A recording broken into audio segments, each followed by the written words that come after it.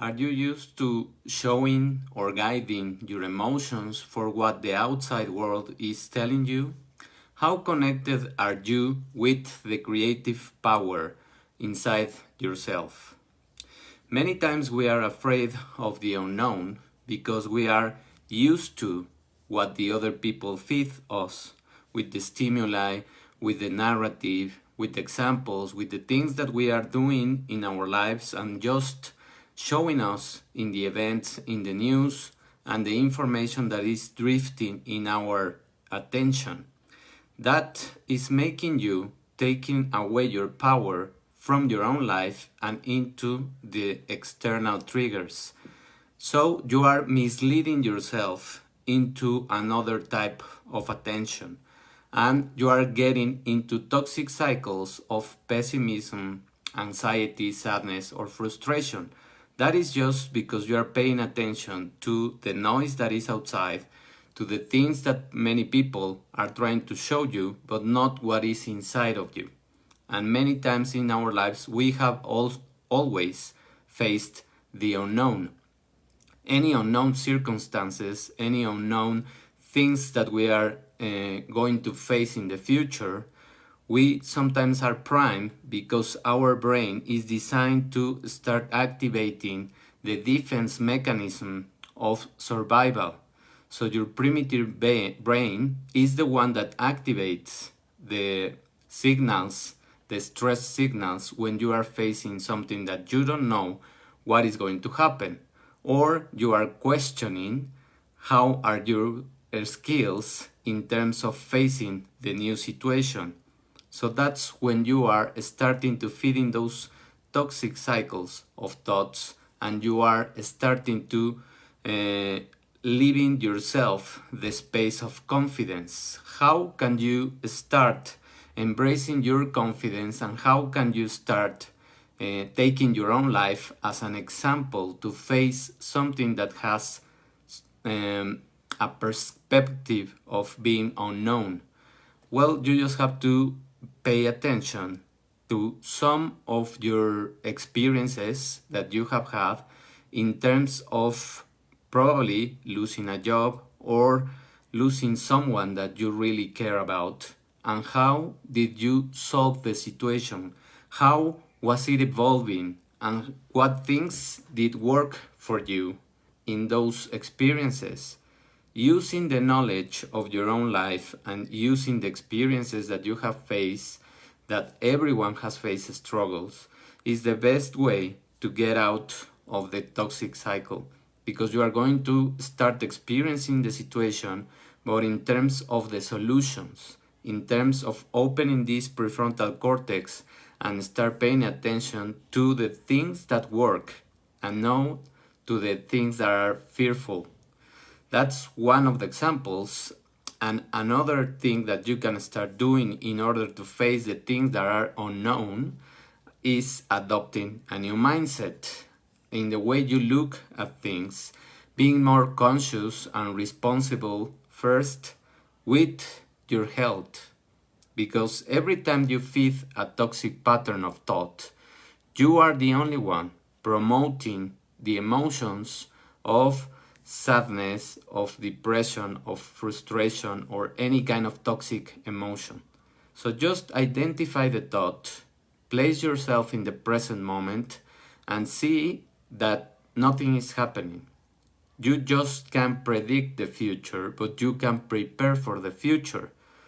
Preparing for the future means that you are doing what you can do, what is in your abilities, what is inside of you. That's what you can control, and you can control at any point in time what you think of, what you pay attention to.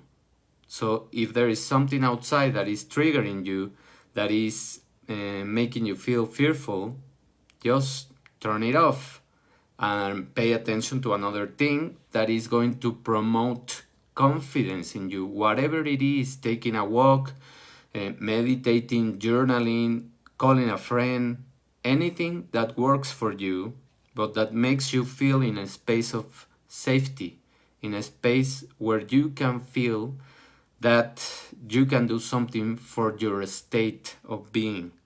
So by switching those thoughts, you are going to be able to, the emotions that you already generated, they are going to start moving away from your body, and you are going to have space and energy to focus your attention on what you want. Those are the things that you can really control. What are also the things that you can do to start shifting into these new neural connections? Every time we face something unknown or a challenge, we are rewiring our brain.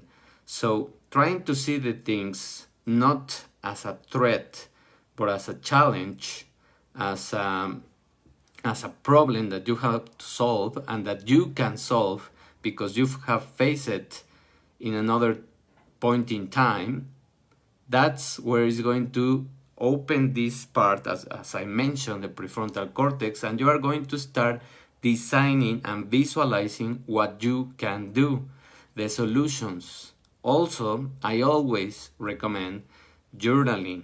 Journaling the things that are happening inside of you and how you feel and how you place the energy and how you assemble the pieces is the best way that you can do so that you can find the solution or find a different perspective. When we see the things from above, and that means downloading the thoughts into the paper, that's when you are able to see the things as they really are, not as your primitive brain or those triggering moments are shifting your attention or biasing towards feeling fear or anxiety or frustration or any of those toxic emotions. So by placing yourself in a spot where you can see the bigger picture, that's where you are going to detect that things are not so bad, as you only imagine yourself doing that. So it is just our imagination, it is just the things that we just live with our parents, it is the dialogue, the narrative of the inner critic that is talking. But once you stop that critic, once you stop those limiting beliefs and that past story, that's when you are going to be able to reclaim your own power and start doing the things that work. What also works, as I have mentioned, exercise is a very good way to start opening the things and to start shifting your neural connections so that you can create solutions. Whenever we engage in the exercise, in the activity, physical activity, can be walking just, that starts changing the chemistry of your brain and your whole body. So you start feeling better and you start having ideas on how to solve the things that you are facing. Also, talking with someone that you trust and that you know that is going to give you probably advice or just listen to you, that is also very good because you are listening to yourself. You are narrating the problem, and when you narrate the things in out loud, that's when you can catch the things that you are saying, and that's when you also catch the things that you are just inventing. It is just your brain, it is just your mind that is going to the toxic cycles, but you can stop it once you listen to yourself, or the other person can help you to just make you see the perspective that you are showing, the tragic perspective that you are showing. And finally, you can also meditate. When you breathe, when you meditate, when you engage in those spaces, even though there are gonna be thoughts that are going to be around there, you are just going to leave them pass. And by breathing and by focusing on the breath, you are going to oxygenate your brain and you are going to open again the prefrontal cortex, engage into a different chemistry of the brain, and do the same positive loop of confidence. You are going to start having more ideas and a different perspective from the things that you were triggered by, because we all face things that we don't know what is going to be the end or the outcome, but we can control the things that we are doing in this moment. and by controlling what we do in this moment, that's where we are going to be able to assure a much brighter future for whatever thing that we are facing in our lives. That's the idea of facing the unknown. That's the idea of not being in the fear, and also turn off every stimuli that you feel that is triggering you. Switch the conversation when you are talking with someone and just respect the points of view. Don't engage in them, respect them, and just keep your own ideas that you feel empowered by. Don't let other people drive you to the stress or to the chaos. That's also one very good advice that you can follow whenever you engage in a conversation that is triggering you.